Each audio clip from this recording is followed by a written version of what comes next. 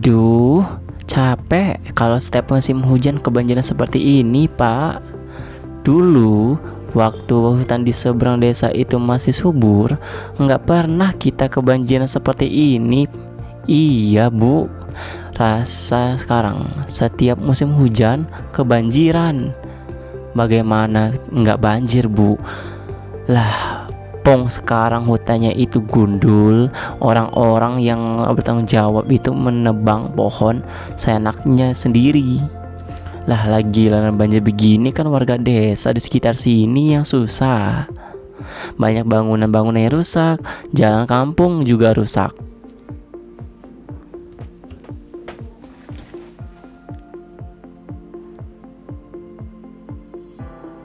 Ayah, emang nggak boleh ya kita ambil kayu di hutan? Bu guru bilang ke hutan itu boleh kita ambil kayunya. Bisa untuk membuat meja, kursi, lemari, untuk menambah penghasilan warga ya.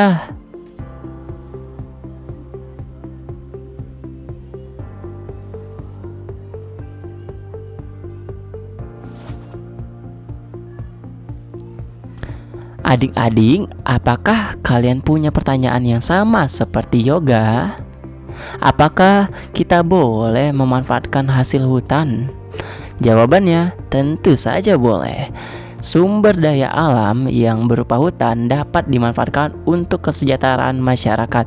Tetapi harus ingat bahwa pemanfaatan hasil hutan tersebut harus sesuai dengan ketentuan yang berlaku. Adik-adik, pemanfaatan hasil hutan kayu hanya dapat dilakukan pada hutan produksi, baik itu hutan alam maupun hutan tanaman. Tahukah adik-adik apa itu hutan produksi? Hutan produksi adalah kawasan hutan yang dimanfaatkan untuk memproduksi hasil hutan. Kegiatan pemanfaatan hasil hutan berupa kayu hanya dapat dilakukan jika memiliki izin khusus usaha pemanfaatan hasil hutan kayu atau IUPHKM.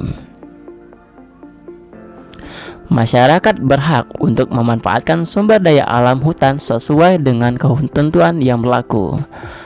Hak memanfaatkan sumber daya alam hutan harus diimbangi dengan melaksanakan kewajiban untuk melestarikan hutan ya adik-adik.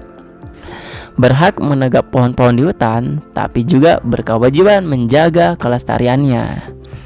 Adik-adik, kan sudah tahu belum apa saja sih kewajiban dalam pemanfaatan sumber daya alam hutan? Kewajiban dalam pemanfaatan sumber daya alam hutan misalnya melakukan reboisasi, yaitu penanaman kembali hutan yang gundul atau tandus.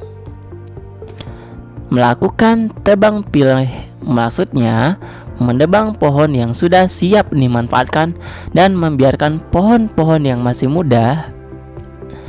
Melakukan tebang tanam, ketika menebang pohon kemudian diikuti dengan menanam pohon di tempat yang sama. Pemanfaatan sumber daya hutan yang memperhatikan keseimbangan antara hak dan kewajiban akan berdampak positif bagi masyarakat. Adik-adik, selain dimanfaatkan untuk bahan kerajinan kayu dan bahan bangunan hutan, hutan juga bermanfaat untuk mencegah erosi atau banjir, menjadi penyediaan air, menjaga kelestarian sumber daya alam hayati, serta menghasilkan oksigen. Apa yang akan terjadi jika hak memanfaatkan hutan tidak diimbangi dengan pelaksanaan kewajiban melestarikannya? Ya, benar. Pemanfaatan sumber daya alam hutan yang tidak memperhatikan keseimbangan antara hak dan kewajiban akan berdampak negatif bagi masyarakat sekitar. Penebangan liar dan pembakaran hutan akan menyebabkan hewan-hewan di hutan kehilangan tempat tinggal, menyebabkan banjir dan juga tanah longsor. Nah, adik-adik, kita sudah belajar ya bahwa pemanfaatan sumber daya alam yang memperhatikan keseimbangan antara hak dan kewajiban akan berdampak positif bagi masyarakat. Sedangkan pemanfaatan sumber daya hutan tidak memperhatikan keseimbangan antara hak dan kewajiban akan berdampak negatif bagi masyarakat. Sekarang, yuk kita kelompokkan pernyataan berikut. apakah termasuk hak atau kewajiban dalam pemanfaatan sumber daya alam hutan? Memanfaatkan kayu dari hutan, ya benar, adalah hak. Reboisasi, tepat sekali, merupakan kewajiban. Tebang tanam, wah pintar, termasuk kewajiban. Membuat obat-obatan dari tanaman di hutan,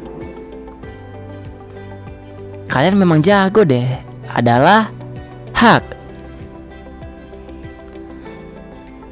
Menghirup udara segar, cerdas, adalah hak.